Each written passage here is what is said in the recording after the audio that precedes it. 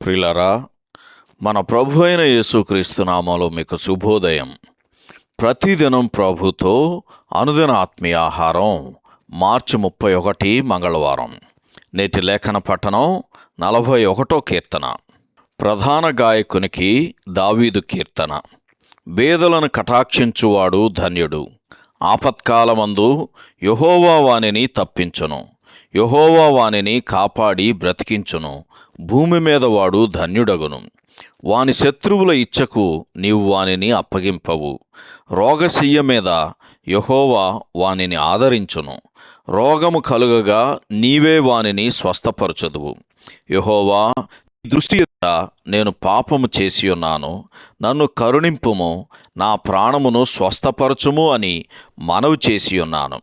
అయితే నా శత్రువులు నా విషయమై చెడ్డమాటలాడుచున్నారు.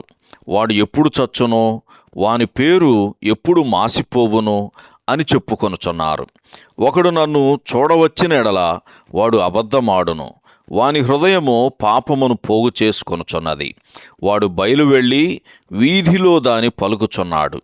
నన్ను ద్వేషించు వారందరూ కూడి నా మీద గుసగుసలాడుచున్నారు. నశింపజేయవలనని వారు నాకు కీడు చేయనాలోచించుచున్నారు.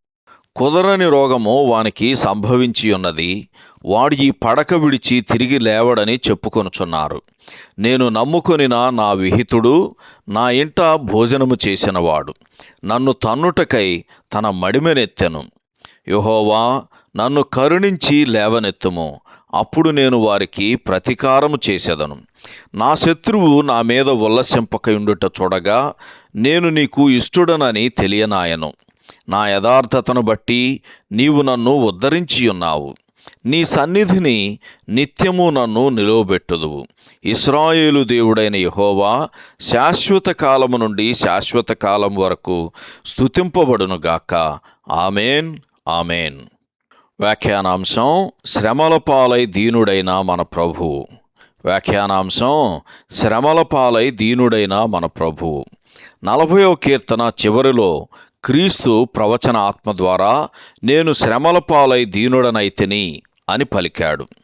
మనల్ని ధనవంతులుగా చేయటానికి ఆయన స్వచ్ఛందంగా దరిద్రుడయ్యాడు అని కొరింథీయులకు రాసిన 2వ పత్రిక 8వ అధ్యాయము 9వ వచనంలో చదువుతాం. ఈ దీన నరుని యందు లక్ష్యముంచేవాడు ధన్యుడు.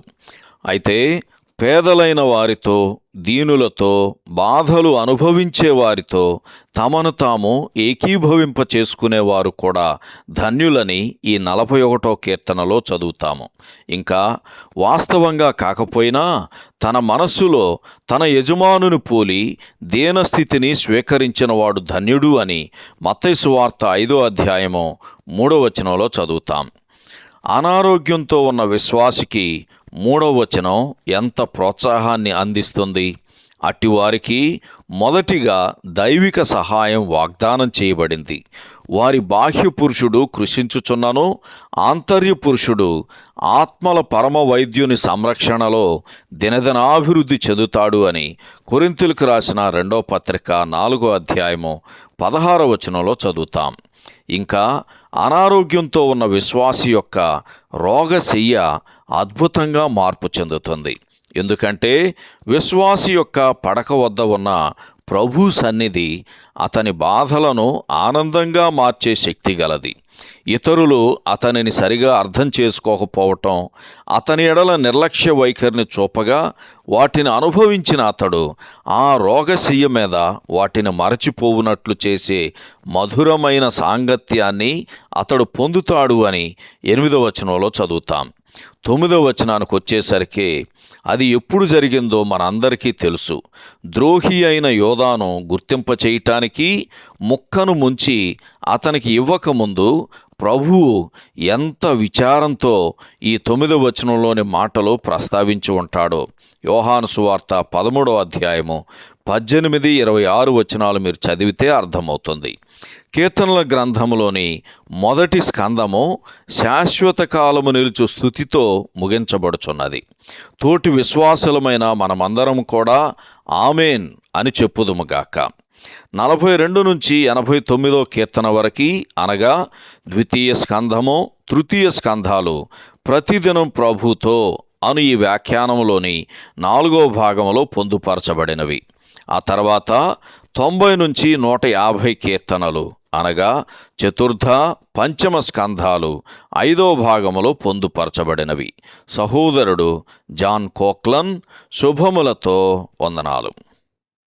ఈ సందేశాలకు సంబంధించి కానీ బైబిల్కు సంబంధించి కానీ మీకేమైనా ప్రశ్నలు ఉంటే ఈ క్రింది నంబరుకు వాట్సాప్ ద్వారా పంపించండి.